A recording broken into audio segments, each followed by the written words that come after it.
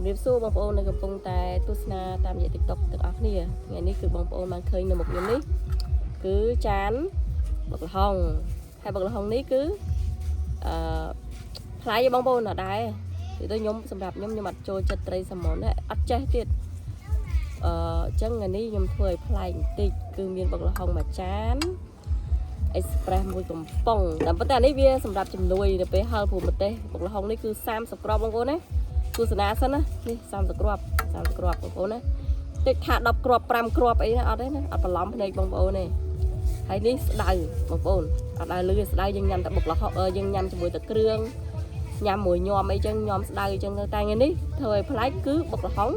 ដាក់ស្ដៅព្រោះស្ដៅបងប្អូនព្រោះស្ដៅខែហ្នឹងវាមានផ្កាមានត្រួយអញ្ចឹងរកបានតែត្រួយនឹងឯងអញ្ចឹងតើរសជាតិយ៉ាងណាតិចទៀតខ្ញុំនឹងញ៉ាំហើយឥឡូវខ្ញុំសុំកោះExpress ដាក់សិនដើម្បីទុកបងប្អូនណាដើម្បីទុកជាតិហឹលតែគ្រាន់តែកោះទុកឯងបើធៀបពិតទេខ្ញុំមិនទៅចាញ់ឯរឿងហឹលហ្នឹងទេខ្ញុំកោះទុកសិនតែរង្វាន់នេះទុកសិនខ្ញុំមើលឃើញអញ្ចឹងដឹងថាត្រូវមិនត្រូវទេបងប្អូនខ្ញុំចាក់វាទុកឲ្យអ្នកកាន់កាមេរ៉ាញ៉ាំខ្លះខ្ញុំចាក់បន្តិចបានហើយអញ្ចឹងឥឡូវនេះតាមពិតទៅដោយសារពេលខ្ញុំតងន់រហូតដល់ខ្ញុំសរសៃខ្ចីនេះបានកូន2ខែហើយគឺខ្ញុំអត់ដែរបានញ៉ាំហឹលអញ្ចឹងទេតែញ៉ាំមីហឹលញ៉ាំសិតកម្រិត7ហើយខ្ញុំនិយាយទៅរបស់ឯកដៅតែខ្ញុំញ៉ាំទៅក្អួតឬញ៉ាំទៅញ៉ាំអត់កើតគឺឈប់ញ៉ាំហ្មងតែជាមួយនឹងមីហឹលនេះមួយខ្ញុំញ៉ាំកម្រិត7ក្អួតប៉ុណ្ណាក៏នៅតែអត់ចុះចាញ់នៅញ៉ាំប៉ុន្តែខានយូរឲ្យចិត្ត1ឆ្នាំជាងទៅបើយើងមានកូនមកអញ្ចឹងលើកនេះយើងញ៉ាំទៅមើលថាវាមិនវិញសាក់ញ៉ាំមើលព្រួយក៏រៀងឃ្លានដែរហើយดูបានហ្នឹងខ្លាញ់ណាអ្នកកាន់កាមេរ៉ាញ៉ាំហឹលហ្នឹងគឺស្អីខ្លាញ់បងប្អូនគឺស្អីខ្លាញ់ណាស់ទៅវិញហឹលជូរប្រៃផ្អែមងោឆ្ងាញ់ណាតែពិតនេះស្នាដៃរបស់បងស្រីខ្ញុំគឺបងសង្នៅគាត់អ្នកបុកឲ្យបងប្អូនឃើញហើយកំងឡើងខ្ញុំថ្ងៃហ្នឹងផ្ដាសាយតែញ៉ាំទៅឆ្ងាញ់ហ៎ហើយមែន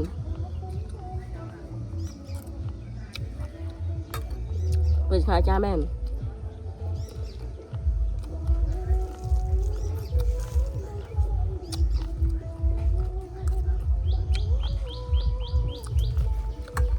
នេះជាសម្លេងញ៉ាំពិតស៊ីនណាអត់មានបញ្ចូលមានអីបញ្ចូលសោនអត់ទេណាហើយបងប្អូនពេញចិត្តវីដេអូមួយនេះសូមមេត្តាជួយ share ជួយ like ខ្ញុំផង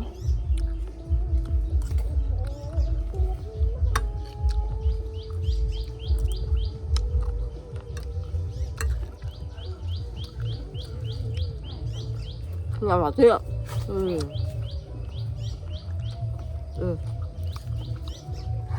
រួចដល់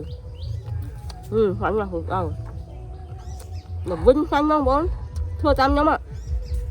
ទ្រឹស្ដាប់ខ្ញុំបុកល្ហុងខ្លាំងណាស់ទ្រឹស្ដាប់ពិតៗមិនមែនទួតពីអីណាទ្រឹស្ដាប់បងណាបើស្រុកឡើងហើយខ្លាំងណាស់